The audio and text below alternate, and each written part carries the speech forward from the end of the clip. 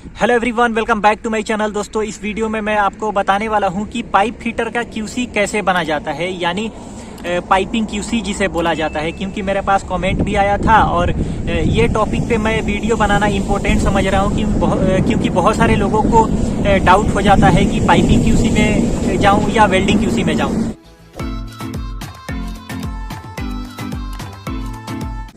तो मैं आपको बता दूं, अगर आप वेल्डिंग क्यूसी का कोर्स किए हुए हैं तो आपके लिए बेनिफिट ये है कि वेल्डिंग में भी जा सकते हैं और पाइपिंग क्यूसी दोनों में जा सकते हैं। लेकिन अगर आप वेल्डिंग का कोर्स नहीं किए हैं, यानी वेल्डिंग इंस्पेक्टर का कोर्स नहीं किए हुए हैं, तो आप सिर्फ और सिर्फ पाइपिंग क्यूसी में जा सकते हैं। लेकिन पाइपिंग क्यूसी के लिए जो रिक्वायरमेंट अभी आ रहा है, जो करंटली जो भी रिक्वायरमेंट आता है गल्फ कंट्रीज के लिए, उसमें वेल्डिंग क्यूसी का कोर्स होना चाहिए, तभी ये लोग आपको पाइपिंग क्यूसी में लेते हैं। तो अगर आप पाइपिंग क्यूसी में भी जाना चाहते हैं, तो अगर आप कुछ आपके पास एक्सपीरियंस हो जाता है, तो आप वेल्डिंग क्यूसी का यानी वेल्डिंग इंस्पेक्टर का कोर्स कर लीजिए, जिससे कि आप वेल्डिंग इंस्पेक्टर में भी जा सकते हैं और पाइपिंग क्यूसी का अगर रिक्वायरमेंट आता है उसमें भी जा सकते हैं। क्योंकि जहाँ पे रिक्वायरमेंट आता है पाइपिंग क्यूसी का, वहाँ पे वेल्डिंग क्यूसी वाले यानी सर्टिफाइड वेल्डिंग इंस्पेक्टर चले जाते हैं। तो इसीलिए आपके पास अगर कोर्स नहीं है, यानी वेल्डिंग क्यूसी का कोर्स नहीं है, तो वो लोग आपको अलग कर देते हैं।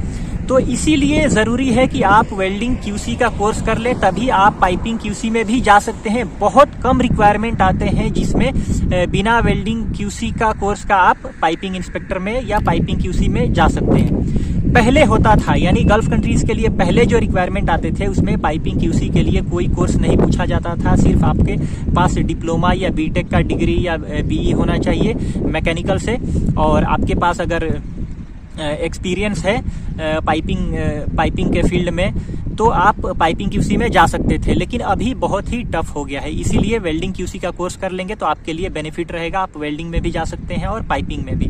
तो दोस्तों, मैं आपको थोड़ा बहुत बता देता हूं कि पाइपिंग और वेल्डिंग क्यूसी का काम क्या क्या होता है, यानी क्या क्या ड्यूटीज और रिस्पॉन्सिबिलिटीज होते हैं। तो जब कोई पाइप है, तो पाइप से रिलेटेड मैं आपको बता रहा हूँ। उसके अलावा टैंक भी होता है, स्ट्रक्चर भी होता है, लेकिन पाइप से मैं आपको रिलेट करके बता रहा हूँ कि जब पाइप फिटअप होता है, यानी पाइप टू पाइप या पाइप टू कोई भी फिटिंग, जैसे एल्बो हो गया, रिड्यूसर हो गया या कोई फ्लांज हो गया, तो पाइप से जब वो फिटअप होता है या रिड्यूसर से रिड्यूसर का फिटअप करते हैं, तो वो मटेरियल का पहले आपको कंफर्म करना है कि जो मटेरियल वहाँ पे यूज हो रहा है वही मटेरियल जिस ग्रेड का होना चाहिए वो है कि नहीं, यानी एज पर ड्राइंग जो मटेरियल यूज करना चाहिए वही मटेरियल यूज हो रहा है कि नहीं। तो उसके लिए आप क्या करते हैं, उसका मटेरियल टेस्ट सर्टिफिकेट देखते हैं। तो मटेरियल टेस्ट सर्टिफिकेट आप चेक करके वेरीफाई करते हैं ओके है।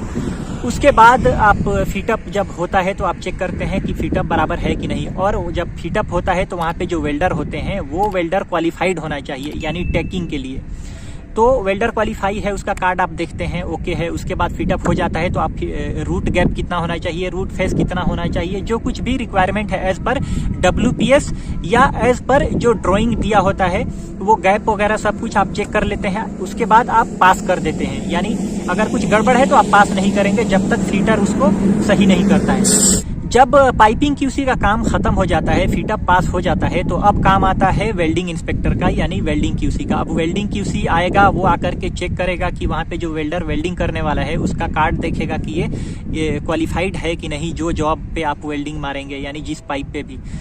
अब जब वेल्डिंग होता है तो वेल्डिंग क्यूसी करंट वगैरह चेक करेगा कि जितना मतलब प्रोसीजर में दिया रहता है WPS में, वेल्डिंग प्रोसीजर स्पेसिफिकेशन, जिसमें कि कितना करंट आपको लेना है, यानी अलग अलग रूट पास होता, अलग अलग पासेज होते हैं, यानी रूट पास होता है, फिलअप होता है, फिर कैपिंग होता है।